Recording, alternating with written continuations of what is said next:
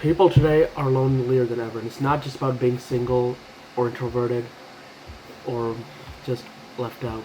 Yes, sure, that does play a part, but many people nowadays, especially younger people, are just feeling alone.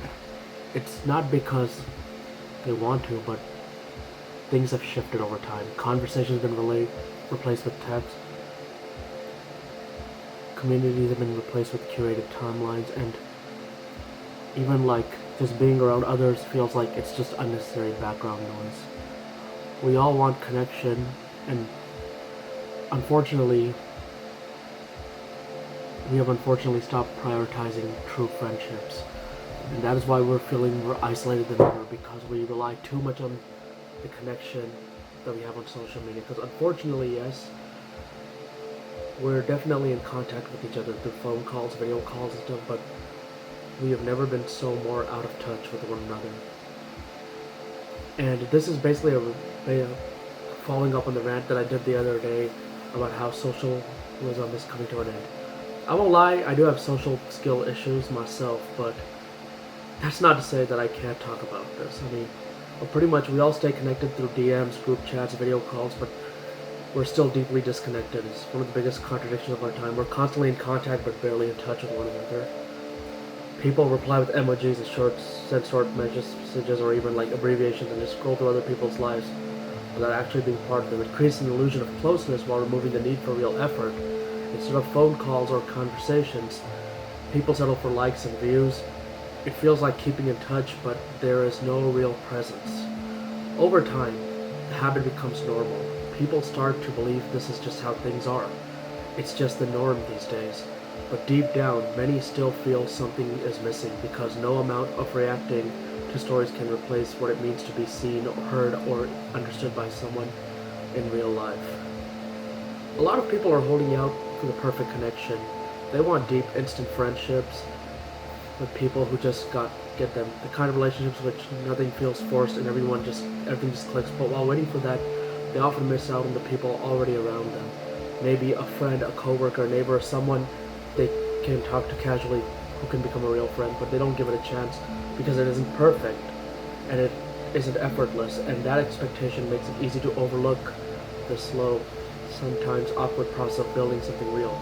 People are chasing the highlight reel version of connection instead of the everyday reality.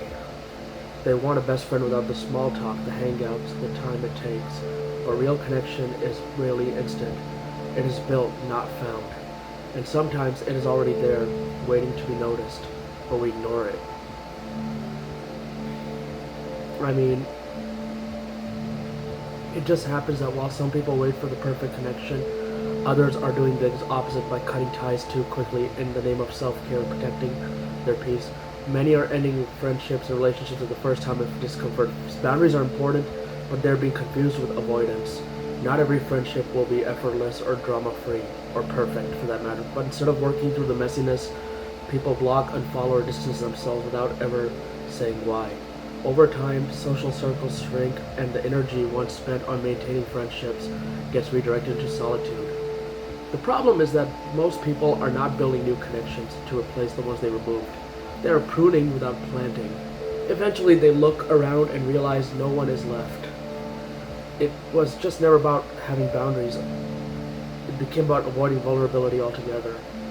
And unfortunately, social media has created a generation where people have become more insecure. And if they feel the slightest bit of discomfort, especially of hustle culture, where optimization and self-improvement is more important than time spent socializing is felt like time wasted, and rest seems as lazy. Hanging out with friends feels like a distraction from goals. Even hobbies are expected to become side hustles. Over time, people are just beginning to measure worth by their output and not by relationships. They trade human connection for efficiency, and slowly they stop making time for others altogether. Friendships become background noise to the grind. Invitations get ignored. Calls go unanswered.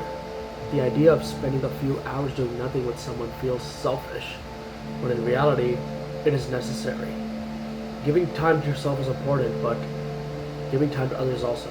I mean, people were not meant to function like machines, but the more life becomes about doing and producing, the connection starts to feel optional instead of essential. Beyond culture and technology, Many people are shaped by what they saw growing up. For those who never witnessed healthy, lasting adult friendships, building their own can feel unfamiliar or even impossible. If parents or role models didn't prioritize friendships, didn't talk openly, or only kept surface level connections, that often becomes the blueprint. People grow up thinking friendships are supposed to fade or that adulthood means going it alone. They may crave connection, but they have no real idea of how to maintain it. Conflict feels threatening. Vulnerability feels unsafe. Consistency feels like work. Without examples of how adults support one another, show up, and work through their tension, many default to isolation or transactional relationships, or just lacking the desire to connect. It is about lacking the tools, not the lacking to connect. About those tools, we mean that even the well-meaning efforts can fall apart before they begin. For a lot of people, loneliness isn't caused by a lack of connection, but by the kind they're told to value most. Romantic relationships are often treated as the ultimate goal, but the one connection that matters above all others. As a result, friendships and community tend to get pushed aside. People chase love thinking it will solve everything, while letting the platonic relationship like friendships fade in the background. When someone is single, they might feel like something is missing, even if they have close friends, even when they're in a relationship. It's common to pull away from everyone else without even realizing it. This mindset creates pressure and unrealistic expectations, and because of that, we turn to one person in an entire support system, but connection isn't meant to rest on one relationship alone. Real belonging comes from having multiple kinds of bonds, not just one that fits a romantic relationship.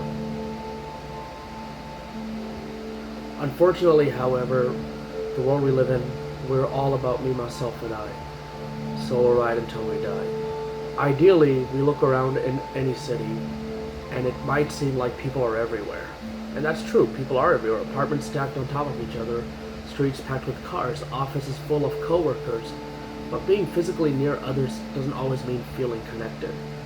More often than not, people live in what is basically called social deserts. Urban sprawl separates communities. Long commutes eat up time and energy. Remote work keeping people in their homes. Often alone for most of the day, even in crowded places, interactions stay surface level. Everyone is rushing, glued to a screen, a cell phone, tethered to their cell phones, keeping to themselves. There are fewer chances to bump into someone, to talk, to build trust over time. It's not that people don't want connection. The structure of their day-to-day lives just doesn't leave much room for it. And this longer it goes on, more isolated people feel, even when surrounded by actual other people. In the past, people had regular places where connection just happened. A local cafe, a neighborhood park, a community center, or even a barber shop could become a part of someone's routine. These were called third places, not home, not work, but somewhere in between. Today, those places are disappearing. Cities are more expensive, small businesses are closing, and people are just spending more time indoors on the internet. Even when there are spaces that exist, many are too busy, too tired, or too distracted to use them. Without third places, casual social interaction becomes rare. There are fewer chances to meet someone new, running into familiar faces, or build community without effort or planning. And while a lot of people still go to the library, some people don't do it anymore. But then everyone needs to be scheduled for something. Everything feels like an event. Without a place for these moments to happen, people are just left feeling unrooted and alone. Modern technology didn't just change how people communicate. It changed how they behave in social situations altogether. And social media has unfortunately spawned a generation of kids who think it's easy to avoid discomfort, silence, or boredom by just simply looking down at what used to be a moment to make small talk, ask a question, or strike up a conversation.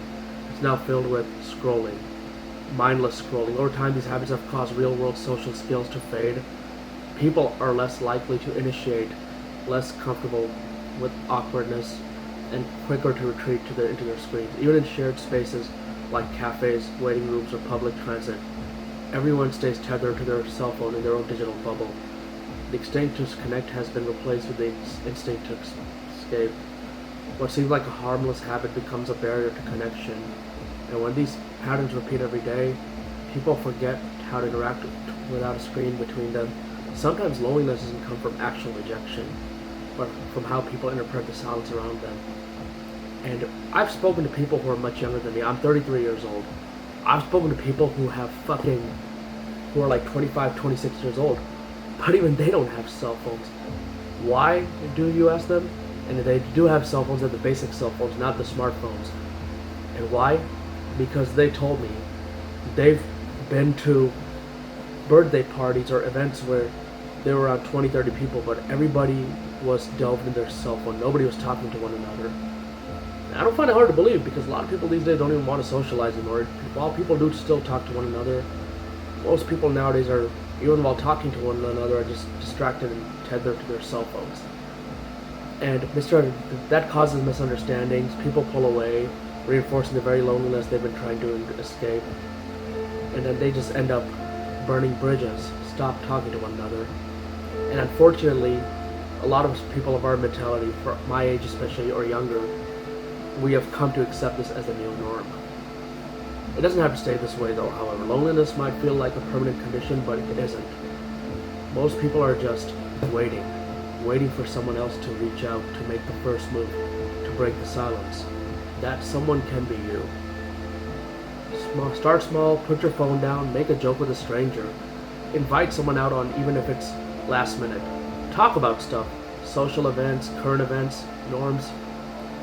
Don't take it personally. Everyone is just trying to figure out the same way you are. But be open, try the awkward things, say the first word. Often people just need to see one person choosing connection before they feel like they can do it too. You do not have to change the world, you just have to shift your part of it. Real connection is still possible, and it starts with you. Anyhow, that's all I have to say. Thank you for listening to my rant.